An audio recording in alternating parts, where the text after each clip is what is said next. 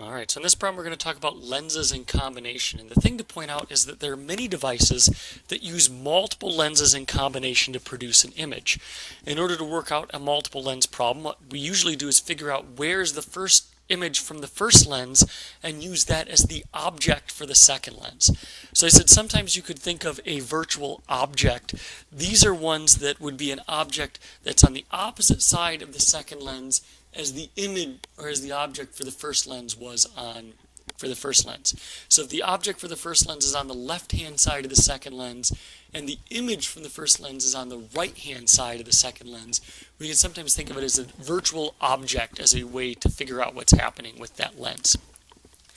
We can also use the lens equation to predict what's going to happen in a multiple lens system.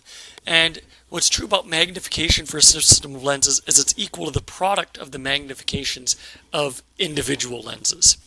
So one of the common devices that you've probably used at some point in your life that's a multiple lens system is what's called a microscope.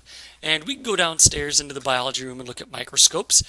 Basically, there are two lenses in a microscope. One lens is what's called the objective lens. That's the one that's closest to your object. And the second one is what's called the eyepiece. That's the one you're actually looking through. So both those lenses have a certain focal length. And what you actually get is an image from the objective lens. It's a real image. And when you look at through the eyepiece, you actually see a final virtual image which is enlarged.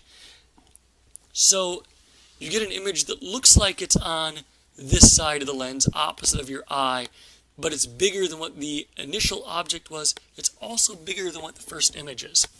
Now this only works if you have really one situation, and the situation is both your lenses have to be converging lenses. Your object must be somewhere between the focal length and twice the focal length of the lens, and your first image has to be within the focal length of your eyepiece lens in order to get that magnification.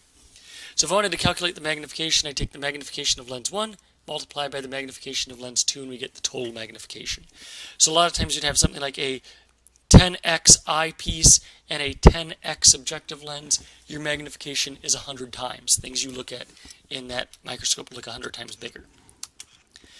So let's use a quick example problem and say we have an objective and an eyepiece of a microscope that are both converging lenses with focal length of 15 millimeters and 25.5 millimeters respectively. I'm using FO for focal length of the objective, FE for focal length of the eyepiece. A distance of 61 millimeters separates the two lenses, and a microscope is being used to examine an object that's placed 24.1 millimeters in front of the objective lens. We want to find the location of the image in this problem. So the first thing I know is I know focal length of first lens. I know distance the object is for the first lens, and I know the image. I don't know the image distance. I know the focal length of the second lens. I know something about this distance, that it's got to be 61 millimeters minus whatever DI is, since DI is going to be this distance here. And then I can figure out DI2. So the first one is to figure out DI1. And so I can use the lens equation and solve it out. There's 1 over F minus 1 over DO. And so DI1 is 39.7 millimeters. So the objective lens creates a real image. And so I can now find DO2 by taking 61 minus 39.7. I get 21.3 millimeters. So now I can figure out DI2. Similar problem, and I get DI2 is negative 129 millimeters, meaning that it is, well, 129 millimeters on this side of your eyepiece. It's a virtual image. You could also do negative 129, well, divided by 24.1, and you could figure out what the magnification would have to be from that process as well. So let's do another quick lenses in combination problem. Here we have a diverging lens. It's located 20 centimeters in front of a converging lens. And we have a 3 centimeter tall object that's placed 15 centimeters to the left of the diverging lens.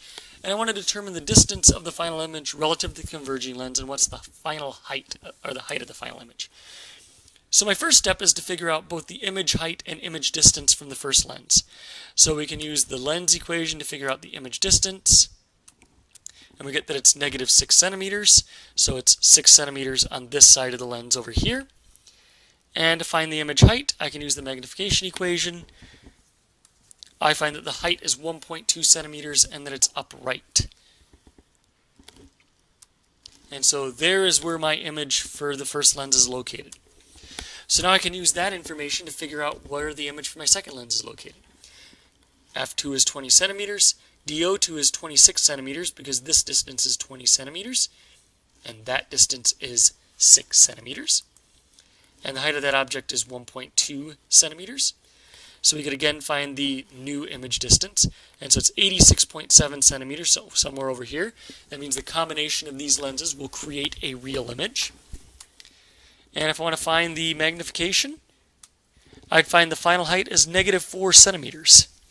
So it's an inverted image that's 4 centimeters. And so this final image is somewhere over here. It points this way. It's bigger than the original image. And so that's how you can do a combination lens problem this way. So the way I do a combination lens problem is kind of treat each lens independently, figure out where the image is from the first lens, use that as the object for the second lens, and then do the same process for the second lens. It's worth pointing out we could do optical problems that are combination mirror lens problems. There are some types of telescopes that are really a mirror and a lens in combination, and you can do a similar type of process. Find the image created by the mirror, make that the object for the lens, and then find the image created by the lens. Or find the image created by the lens, use that as the object for the mirror, then find the image created by the mirror. So you could do those types of combination problems as well. What we focused on in this one is solely lenses in combination. It's worth pointing out you could throw mirrors as well in there.